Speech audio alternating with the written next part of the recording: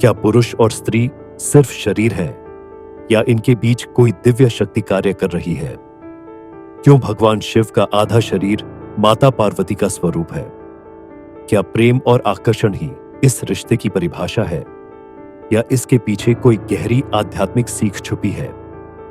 आज हम जानेंगे कि हिंदू धर्म पुरुष और स्त्री के रिश्ते को किस दृष्टि से देखता है और क्यों यह संबंध केवल सांसारिक नहीं बल्कि आध्यात्मिक ऊंचाइयों तक जाता है। हिंदू धर्म के अनुसार सृष्टि की शुरुआत एक ही ब्रह्म से हुई, लेकिन जब सृजन की आवश्यकता हुई तब यह ब्रह्म स्वयं को दो भागों में विभाजित कर देता है, एक रूप पुरुष का और दूसरा स्त्री का। यही कारण है कि भगवान शिव को अर्धनारीश्वर कहा जाता है, आधा शिव और आधा शक्ति। इसका गहरा संदेश यह है कि पुरुष और स्त्री प्रतिद्वंदी नहीं बल्कि एक दूसरे के पूरक है। बिना शक्ति के शिव भी केवल एक निर्जीव शरीर रह जाते हैं और बिना शिव के शक्ति भी अधूरी मानी जाती है।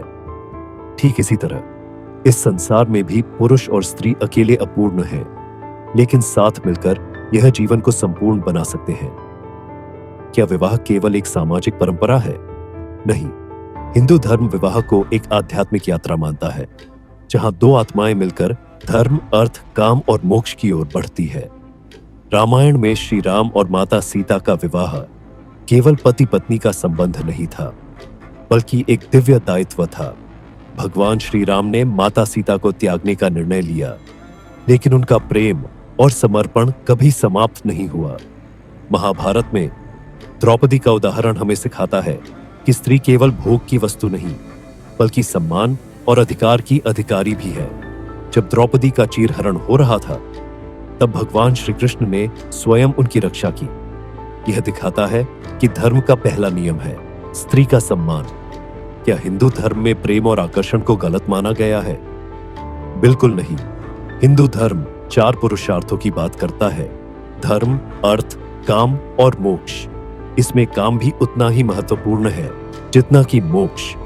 कामदेव और रति की कहानी हमें सिखाती है कि प्रेम एक दिव्य शक्ति है, लेकिन जब यह अनियंत्रित हो जाता है तब यह विनाश का कारण बन सकता है। यही कारण है कि भगवान शिव ने क्रोध में आकर कामदेव को भस्म कर दिया था। इसका अर्थ यह नहीं कि प्रेम या आकर्षण बुरे हैं, बल्कि यह कि इन्हें मर्यादा में रहकर जीना चाहिए। क्या स्त्री पुरुष से कमजोर है? नहीं। हिंदू धर्म में स्त्री को शक्ति, विद्या और संपत्ति का स्वरूप माना गया है। मां लक्ष्मी धन की देवी है, मां सरस्वती विद्या की देवी है और मां दुर्गा शक्ति की देवी है। अगर कोई कहे कि स्त्रियां केवल घर संभालने के लिए बनी है, तो उन्हें यह भी बताइए कि गार्गी और मैत्रेयी जैसी विदुषियों ने महान ऋषियों से शास्त्रार्थ किए थे। स्त्री केवल एक साथी नहीं बल्कि पुरुष की आध्यात्मिक मार्गदर्शक भी होती है। तो हिंदू धर्म हमें क्या सिखाता है? पुरुष और स्त्री एक दूसरे के पूरक हैं, प्रतिद्वंदी नहीं। विवाह केवल एक बंधन नहीं बल्कि एक आध्यात्मिक यात्रा है।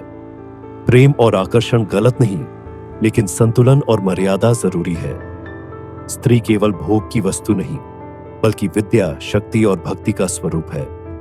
हिंदू धर्म हमें सिखाता है कि जब पुरुष और स्त्री मिलकर एक संतुलन बनाते हैं तभी संसार में सृजन और समृद्धि संभव होती है। क्या आपको यह ज्ञानवर्धक लगा?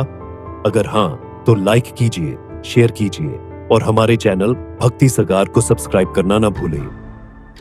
अगर आप किसी और पौराणिक विषय पर वीडियो चाहते हैं तो हमें कमेंट में बताइए। धन्यवाद। जय श्री राम। ओम ओम।